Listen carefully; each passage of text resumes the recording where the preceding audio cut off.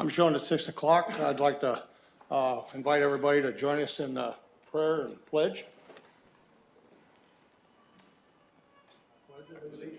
To the flag of the United States of America and to the republic for which it stands, one nation, under God, indivisible, with liberty and justice for all.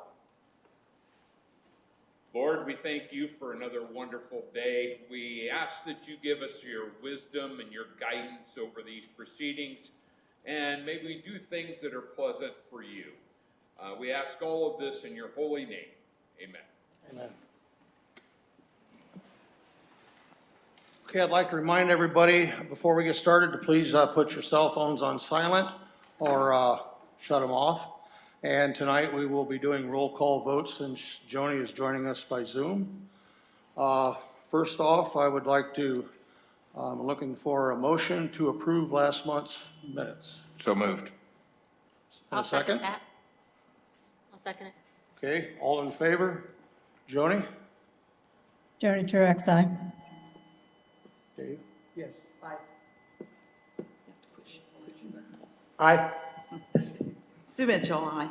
Kathy Groninger, aye. Mike Long, aye. Is that me? Kimberly Cates, aye. Tony Cirillo, aye.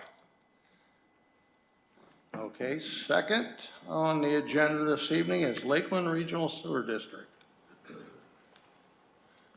Good evening, I'm Jim Haney. I'm the president of the Lakeland Regional Sewer District Board of Trustees, and I'm here this evening to respectfully request that you reappoint Emily Mitchell to a four-year term that would expire April of 2027. I'm sorry, I said Sue Ann Mitchell. Emily Shipley. Freudian slip there for a little bit. Emily joined the board in January of 2022 to fill the balance of the term that was vacated by Sue Mitchell's resignation in the latter part of 2021. And Emily's been an excellent addition, we believe. She's brought a fresh set of eyes to our Board of Trustees, questioning many of our processes and procedures. We've actually implemented some improvements over the last 12 or 15 months. Emily's also volunteered to make some site visits to some of our customers who happen to be retail businesses that needed some attention. And she's also participating in a three-person board group that will be streamlining our process for small purchases within the district rather than having to wait till every board meeting to make decisions relative to that. So with that, I'll hopefully answer any of your questions you might have. Does anyone have any questions? I would move that we accept that nomination and that recommendation. I know that Emily does do a great job. She's very active in our community, and that's what it takes, knowing people and knowing how to make things work. So, second. Okay, roll call vote then. Joni? Joni Truax, aye. Dave Wilkins, aye. Sue Mitchell, aye. Kathy Groninger, aye. Mike Long, aye. Kimberly Cates, aye. Tony Cirillo, aye. Okay, thank you. Thank you very much. Next up, we have IGBD Biogas. Steve Snyder. Thank you, Mike. We're back this month asking the council to confirm the declaratory resolution that was previously approved, declaring the economic revitalization on the Beer area on the Beer Dairy Farm, and approving the tax abatement provisions for the digester that is to be constructed there. Just to refresh, we're looking at a $4.5 million project with two digesters that will take the manure from the dairy farm and eventually convert it to renewable natural gas, which will be transmitted directly into a natural gas pipeline. It essentially is a contract between the beer farm and IGDB, which will provide all the services. It will create 3 new jobs Not a lot, but significant for the type of project. Those jobs at $52,000 a year on average. It is an unusual opportunity for tax abatement connected to the agricultural industry, and I see a big smile on Mike's face. But Finally. we've been looking a long time to find these sort of things. These processes remove immense amounts of methane from the atmosphere. So not only do we create natural gas that has a value, we eliminate the methane that's simply going up into the stratosphere. So I'd ask you to open the public hearing and adopt the confirmatory resolution for this project. I'd like to make a motion to approve as presented over 5 years. Do we have a second? Second. Before you do that, before you vote We on have to have a it, hearing. just We have to have a state that hearing. there's a public hearing being conducted and ask if anyone wants to comment. Right. Yes. Do we have anybody from the audience that'd like to comment? Anybody on Zoom that would like to comment? Okay. Do we have anybody here to speak against it? Nope. Then we close the public portion. Thank you. Now we're ready for a vote. Joni? Joni Truax, aye. Dave Hawkins, aye. Sue Mitchell, aye. Kathy Groninger, aye. Mike Long, aye. Kimberly Cates, aye. Tony Cirillo, aye. Thank you. Okay, next is Systems Administration. Bob.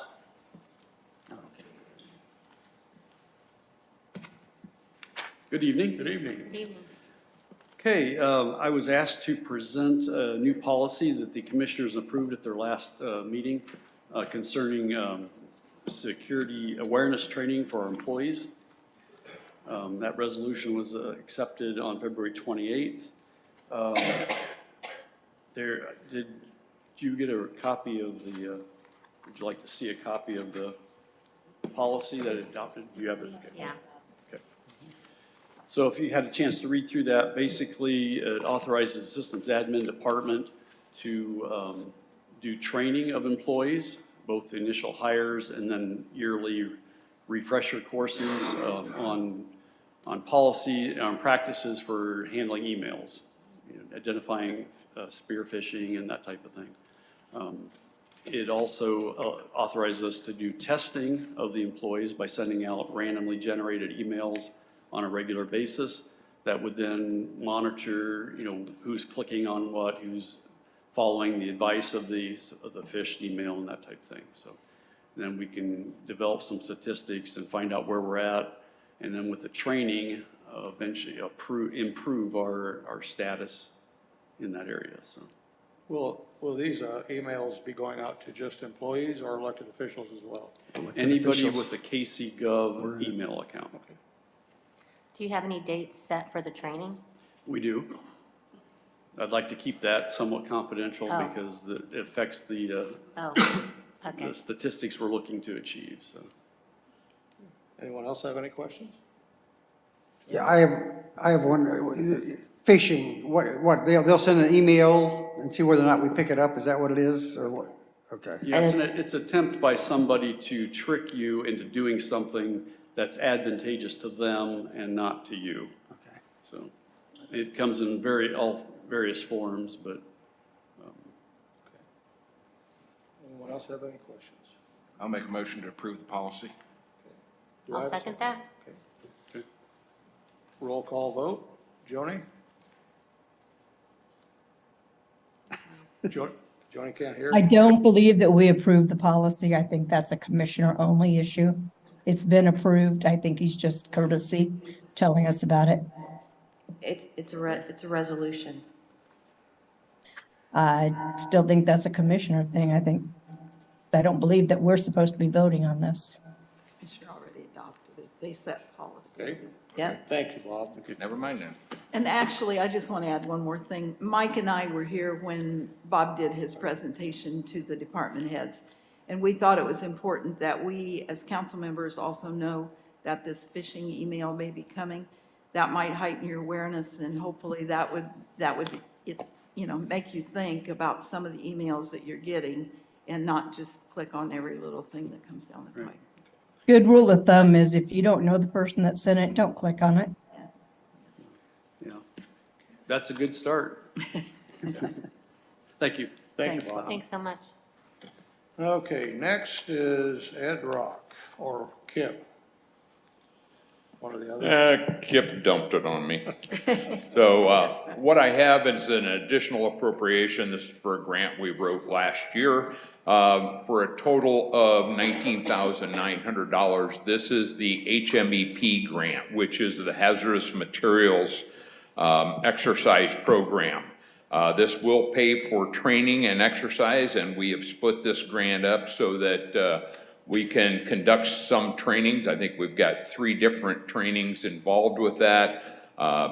Some directly hazmat related, others for incident command.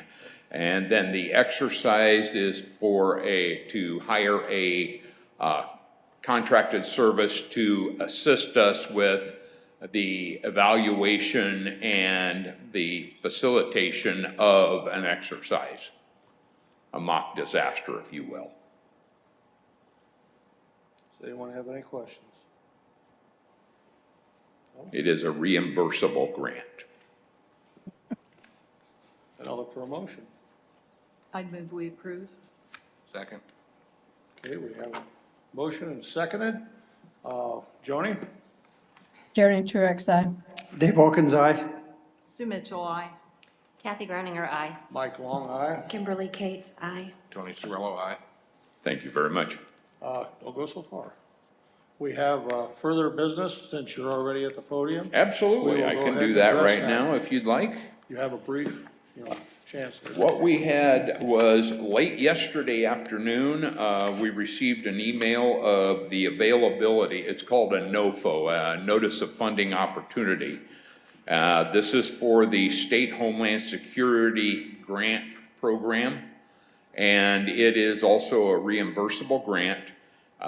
In that NOFO, you find out that you can actually submit for 2 separate topics under this. Each of those can go as high as $150,000. And the intent that we have, and what I'm asking for permission, is to write a priority grant, and this is building on what Bob just told you about, and that's our cybersecurity. And we need to increase our cybersecurity. This is something that if we don't do it, it's going to come back and bite us, plain and simple. So we need to increase our capabilities under cybersecurity. So I am proposing that I write a cybersecurity, which is a national priority grant for $150,000. And that would be, for the most part right now, we're looking at securing our server rooms and that type of stuff, because there's a bunch of work to be done on our server rooms to secure them and to also equip them so that they are even better protected than what they currently are, because right now it's not as protected as it should be. You have a check mark also some services. Are there services? Well, and I marked that because while we're doing this, we may have to have somebody come in and do some installation stuff. So yeah, we have equipment, but we may also have installation that would need to be done. Okay. That's on one grant. The other one, we're allowed to do one national priority grant, and that would be the cybersecurity. The other one is for enduring needs. Now, you got to realize that all of these, any money that is under SHSP has to be tied to terrorism. Well, cybersecurity is an easy one to tie to terrorism. The enduring needs that we have, that we've had discussion on, and again, this just took place yesterday afternoon, so there hasn't been a huge amount of discussion, but one of the other topics that we would like to submit for under enduring needs is to install Closed circuit television cameras around the courthouse. It's a project that we would like to have done already, but this gives us an opportunity to fund that because it's not already on somebody's budget to do. So, and you also have to pick topics that aren't already on a budget item. I'd like So, to, so Ed, that $150,000, would we expect that to cover a whole project, or we would spend $150,000 that may not do every corner that we want done, but it's a start? I will be perfectly honest, I have not seen the proposals yet that we have, so Marcia, would you like some input? I actually have drawings of that. We got proposals a couple of years ago, and it was just put on hold, but these cameras would integrate with the current camera system that we have, so they'll be able to view those wherever security is. They can view those cameras. We can go back and pull history from those. We've had a few incidents around the courthouse that it would be convenient for, so hopefully this is something that could go through. But a couple of years ago, those grants probably totaled, or the quotes probably totaled with installation of cameras around $130,000. So with that timeline and having to get new updated quotes, I would say that we might possibly spend $150,000 or maybe even a little more. Right. Yeah, but yeah, I do have drawings, and it just takes going back to these vendors and getting updated quotes and everything. But it would cover all the exterior of the courthouse. I mean, we have the Justice Building covered as far as external cameras, but we don't have anything for the courthouse. And with the increased use of the courthouse lawn for different various activities, it would be a great thing to have. Now, will these be cameras attached to the building, or will they be out looking in? We had a vendor go out and find decorative posts that would blend with what we already have around the courthouse. And since that discussion, there's been possibility of putting electric in those posts for activities on the courthouse square. So that would be something else that would be an added expense, but yes. I'm just curious, when is your grant due? Has to be submitted by, correct me if I'm wrong, Kip, but April 25th. So not a whole lot of time. Okay. Anyone have any additional questions? Okay, I'll look for a motion. I'll make a motion to approve both grant requests. I'll second that. Okay, we have a motion and a second. Joni? Johnny Truax, aye. Dave Wilkins, aye. Sue Mitchell, aye. Kathy Groninger, aye. Mike Long, aye. Kimberly Cates, aye. Tony Cirillo, aye. Thank you, Ed. Thank you. Okay, next up, Brad. Good evening. Good evening. I'm nervous tonight because I think I'm going to be the guy who falls for Bob's fishing expedition on the computer. Me too, that's why I want to know when is the training. I think he's going to look for a public reprimand if I do it, so. I'm here revisiting the HUB grant tonight. We talked about it a little bit last time. This is the grant that allows our staff to support a senior prosecutor for Title 4D child support cases. We have terminated our grant, and the Indiana Prosecuting Attorney's Council has asked us to stay on while they search for a new county to take over our jobs. So last I was here, you approved us to use unspent money from the 2022 grant to pay claims in 2023. Now I'm here asking for your approval and signature on a cooperative agreement. It's called the Cooperative Agreement Renewal for Senior Prosecutor HUB Grant. They're diligently searching for a new county to take our place. They've agreed to pay us $5,000 up front for the first quarter of 2023 and then prorated each month after that until someone takes over the duties. Do we have any questions? I'd move we approve. Second. I have a question. Go ahead, Joni. Okay, so Brad, you wanted to stop this and have someone else do it? Yes, we have done that, Joni. Okay, but they asked you to continue. If they don't find another county, are you willing to continue? Well, we believe it's imminent, but I can't speak for another county. So everything's in the works right now, and it looks like it's going to happen. So it's just a matter of doing the transfer. But I guess we'll keep doing it because someone has to. I mean, we're a team player, right? But I think someone else is going to step up and do the job. Okay, thank you. Okay, thank you. All right, we have a motion, we have a second. Joni, you're up. Okay, I didn't hear the second. I'm sorry. Kim seconded. Okay, thank you. Joni Truax, aye. Dave Wilkins, aye. Sue Mitchell, aye. Kathy Groninger, aye. Mike Long, aye. Kimberly Cates, aye. Tony Cirillo, aye.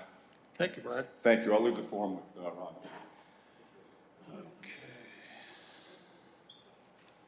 Thank you. Thank you. Next up is the sheriff's office.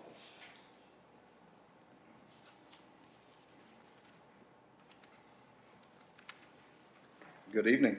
Good evening. I'm before you here tonight to request transfers. At the beginning of the year, we reevaluated a lot of the functions of the sheriff's department. I'd call it a restructuring. The sheriff and I earlier approached the wage committee with the restructuring that we thought was needed to move forward successfully with the operation of our department. And to the wage committee, we presented multiple changes in job descriptions. We'd already approached the merit board about replacing back into the merit rules certain ranks. So we'd already went ahead and had those reestablished within our merit structure. And we'd asked the wage committee for us to be able to reinstitute the rank of lieutenant as our division commanders in the department, which would be over the jail, over patrol, and over investigations. We'd asked them to reevaluate the rank of corporal, which was removed, which is a frontline supervisor position that we believe is used for training and evaluating younger officers to be able to move them up into the ranks of sergeant and beyond. We also asked them to reevaluate a lead dispatch position to add some supervision to the shifts in our dispatch center. Asked them to look back at the JCAP coordinator for us adding the element of education that we've required for our JCAP coordinator to have in place in our jail. Asked them to look at our financial administration position to reevaluate what work is actually being done by that position. And we've made some changes there, asked them to reevaluate that, along with our cook, our coordinator in the actual kitchen of the jail, and our cooks, which service the jail, and the work release center. There was a lot of work that went into this by a huge number of our staff, including Michelle Hayden, the sheriff, myself, and we appreciate all the work that many of you helped us along the way with as far as putting this before you. The recommendation of the wage committee was that we do approve it. This is merely restructuring back to what it was. And I think, Chris, your major comment there is that it's a double level for every position, so that if somebody can't be there, there's somebody that knows what needs to be done in those shifts. And I think that's critical. And this structure looks to me like a really, really very sound program. And I think that the sheriff's office did a great job in their presentation. Absolutely. They did an enormous amount of research. They did really all the research and job descriptions and handed it to us on a plate. And it was excellent. And I think you guys are really looking to the future of the sheriff's department and trying to structure it so when hands turn next time, they'll be ready and prepared. If I So we remember truly correctly, are looking for the next handoff, to be able to have them set to go. if I remember correct from my conversation with the sheriff, the money's already in the budget to cover this. It's not an additional funds request. This funding is truly a transfer. It's already within our budget. There is no additional funding that we're requesting. We're just asking that the funding be moved to the different positions. I'll make a motion to approve the request as presented. Second. Have any additional questions? No? Okay, Joni, you second then? All right, Joni, you're up. Joni Truax, aye. Dave Wilkins, aye. Sue Mitchell, aye. Kathy Groninger, aye. Mike Long, aye. Kimberly Cates, aye. Tony Cirillo, aye. Thank you, and I appreciate all the help that we received. Thank you Thanks, for that, Chris. but you have additional, might as well take care of it while you're at the podium. Okay. So go ahead. this was on his other business toward the end, no? No, that's included with. No, that's part of Oh, this. okay. It's part of It it. is part of I the had it request. on further, so, thank you. Thank you. Okay, next up, Administrator Marcia.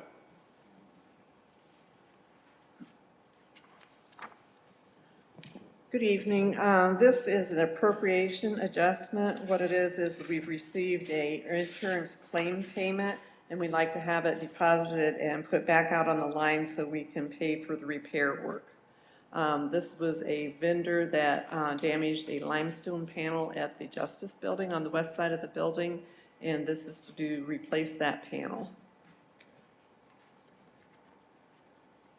Anybody have any questions? Make a motion to approve. Yeah, I had a question. How did it get broken? I mean, these They things don't backed just, into it with a truck. okay. I say, because a fist won't do that. Yes. it I'll was- second that. Okay, Somebody made a any motion. additional questions? Yes, they don't, whoever was driving the truck, they don't have insurance. They Or- do. This is the insurance claim payment that we're putting back on the line to pay for the actual repair work. Okay, it's coming from their insurance, not They're ours. the vendor, correct. Thank you. Okay, if there's no additional questions, we're ready for a vote. Joni? Joni Trurex, aye. Dave Wilkins, aye. Sue Mitchell, aye. Kathy Groninger, aye. Mike Long, aye. Kimberly Kate's aye. Tony Cirillo, aye. Okay, That's all I have. Thank you. thank you. Thanks, Marcia. Auditor, Rhonda. This is just for the encumbering that we have to put back into the funds for $1,996,781.51. Do you have any questions? I just want to say, remember in January when we got the last balance sheet, and it looked like we were really, really strong by $2 million? There's our $2 million right there. Got you. So these are things that had been spoken for, should have been paid for, could have been paid for, not should have, could have been paid for, but the bill didn't come until after the end of the year. So you can move that to the line. But And then that's- payroll. Yeah, that's important, and payroll was huge in this. But that's really important to remember at the end of the year. Don't look at your year-end balance for December and think that's, boy, we've really done great, because them encumberings are coming. They're ugly. Any additional questions or comments? No. Do we need to vote on Do we need to vote on this? No. this? No, it's non-vote item, okay. Thank you. All right, thank you. County opioid grant request. I assume, Sue Ann, you gonna present? Kathy and I worked on this along with Bob Conley.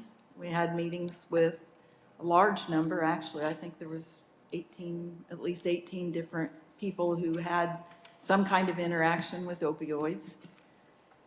And the correction of the opioid issue, they didn't have an interaction with opioids. That didn't quite come out right. Anyway, we had a really good time too. Anyway,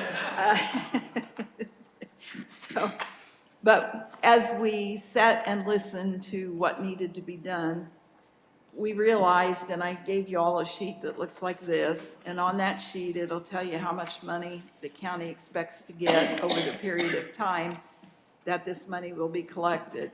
2038 will be the end of when this money is finally distributed. So as we looked at this, currently the county has $265,162.03 in that fund, and we will be receiving more money, probably July-ish.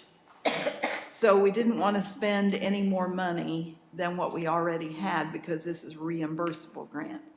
So we looked at what we felt like the county really could benefit from. And the primary is the counseling in the jail. When they came to us from the jail, that just was not happening, and we knew that we needed to help support that. We also had the same request from the juvenile, from the JDI people who are working with the kids, and they believed that that would be the strongest thing that would help them. Our logic with the children, obviously, if you can get them turned around at that age, it's a whole lot easier than turning them around when they're to jail age. So That was the two, and if you look on that sheet, in total, we asked for $60,000 for the jail counseling over 3 years and $45,000 for the juvenile counseling. And then we had a request for a building to start a home. And actually, Kathy, do you want to talk to that? I think you probably know better about that than The maybe Fellowship what I do. Missions? Yeah. Basically, Fellowship Missions is just looking for some space in town where they can have some, I mean, I don't want to call it a hub, but kind of a location where people can come in, get information regarding addictions, get support services, be connected to different organizations that are dealing with that, and then also a place to have counseling and different meetings. So basically, they're doing a lot of that stuff currently out of the Fellowship Missions, and there's just not sufficient room for that. So they're looking for another space for that. So we allotted $300,000 to help them to purchase a piece of property so that they could expand their services in that way. So within the report that the council has, this is actually the grant and what was sent. And Marcia is the contact back person because it is a commissioner's appointment thing. So obviously, we haven't heard anything. We won't know until sometime in May, I believe it is, when they'll make the decision. But we know that we have the money to cover it, and the commissioners did approve it before it was sent. However, the timing of this meeting did not allow for our normal grant process. So mea culpa, I'm going to ask that you approve it in the arrears instead of before. Well, we did talk to Mike too. And Yes, ahead of Mike. time, and he blessed us. He blessed us. Do we have any additional questions? I would just like to say one thing and just thank Sue Ann for all of her hard work. I mean, we all worked hard at doing this, but like I personally didn't realize we were actually going to be writing the grant ourselves. And Sue Ann was the big writer of the grant, and just the time that she spent doing it was such a blessing. And I just want to personally thank her for all of her work and her leadership. Thank you. The disclaimer is if we don't get anything, it's also my fault. So. No, it's not Just her saying. fault. I would It like is to not thank her both fault. you ladies, because this is a lot of last minute, quick meetings, and I know you put a lot of time and effort into it. So with that, we'll look for a motion. So moved. Second? Second. Okay, ready for a vote. Joni? Joni Truitt, aye. Dave Wilkins, aye. Sue Mitchell, aye. Kathy Grenier, aye. Mike Long, aye. Kimberly Cates, aye. Tony Cirillo, aye. Okay, thank you. Any further business? I believe we have Gail on as further business. Good evening, everyone. Good evening. There.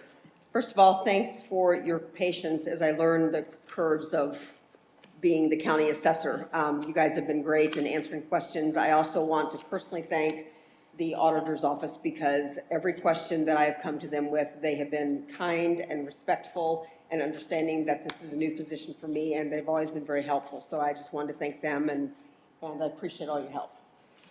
As you guys know, we lost our commercial industrial department last year due to 2 employee resignations that were heading up that department. So we had to hire a vendor to take on a portion of the commercial industrial, not all of it, but the portion that we felt we did not have the training and expertise to do with the rest of our staff in our office.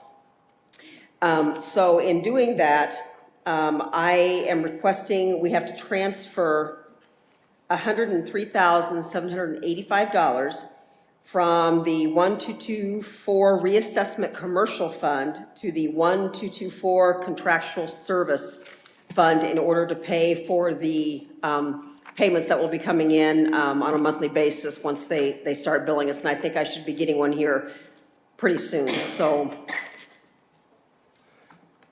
any questions? I just wanted to share that actually, when the wage committee met today, we talked with Gail about this, and the total of that contract was $182,100. So I did the math and divided by 3 and thought, well, that would be $60,700. But do you want to explain the rest of it? Yes, we have a set amount for each year of the contract for the remaining 3 years of this cycle. However, if we forget something, or if something happens and they have to put more work into it with our hearings, or if we miscounted on parcels that they have to maintain, that is an additional charge for every parcel and every day they have to work on that. So I wanted to leave a cushion in there because I'm not really sure, never doing this before, how our first year is going to go. So hopefully I'll have a better idea of where that's going to land at in the future. And the bottom line is, she can only spend it for that contract. So while we're not overfunding anything, she can only spend for what she gets a bill for. Correct. Yeah, good job, Gail. Good job. Thank you. Any additional questions or comments? Yeah, I have one. Will this be an ongoing thing, or was this a one-time thing? Will you be doing it in your office after this contract's up? We will not unless we come up with, I mean, the vendor company, they do training. But I'll be really honest with you. I don't know anybody out there that would be willing at this point to take on that kind of responsibility. That's basically why the department is gone at this point, because the stress of that work is overwhelming. And so you'd really have to find somebody who's willing to take on that kind of stress. So I don't see that happening in the future. I see this as being, I mean, I'm not going to be the assessor forever, obviously, so the next person that steps in can make that decision if they want, you know, to put it back in. I would prefer it be in office. I think we have better control over the assessments and the appeal process that works around those big commercial buildings. But our hands have kind of been tied at this point, so this is kind of where we're at. So this is new for everybody. I'm just want to verify that you do have sufficient funds in that account to make the Yes. transfer, and that you'll have enough remaining for the rest of the year Yes. for your needs? Okay. Correct. Yes. Thank you. I'll make a motion, we approve. Second. We have a motion and a second. Joni? Johnny Truax, aye. Dave Wilkins, aye. Sue Mitchell, aye. Kathy Groninger, aye. Mike Long, aye. Kimberly Cates, aye. Tony Cirillo, aye. Thank you, Jay. guys. Is there anything else that, Rhonda? You do have to vote on this encumbering, so we do need a vote on it. Okay. Make a motion to approve the encumbering. I'll second that. Okay, Joni? Johnny Truax, aye. Dave Wilkins, aye. Sue Mitchell, aye. Kathy Groninger, aye. Mike Long, aye. Kimberly Cates, aye. Tony Cirillo, aye. Okay, do we have any? Ed Rock standing up. Uh-oh. Yes, Ed? Due to the fact that this is my last council meeting, I just wanted to say thank you to all of the council members, both past and present, for all your guidance and your support over the last 7,291 days. This has been a learning experience for me from day one. It has allowed and even pushed me to develop skill sets that I couldn't even conceive of in 2003. So it's put me into a position that has changed my future for the good. It's given me a lot of experience for that. So again, I want to say thank you. Thank you, Ed. Thank you, Ed. I want to thank you on behalf of the council, past and present, for everything that you have done for our county. And Ed, have you learned how to cook a steak yet when you're not at the house? No, I haven't. An old story.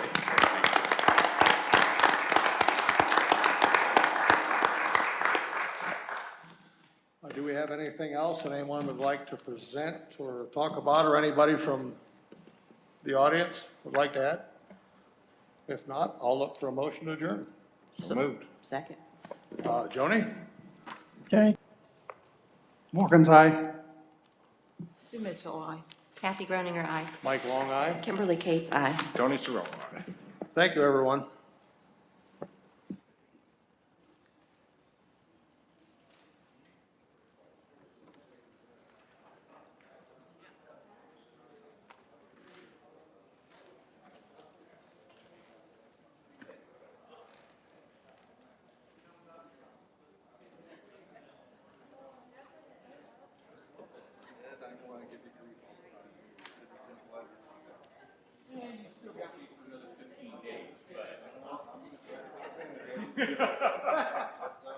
I would have it no other way.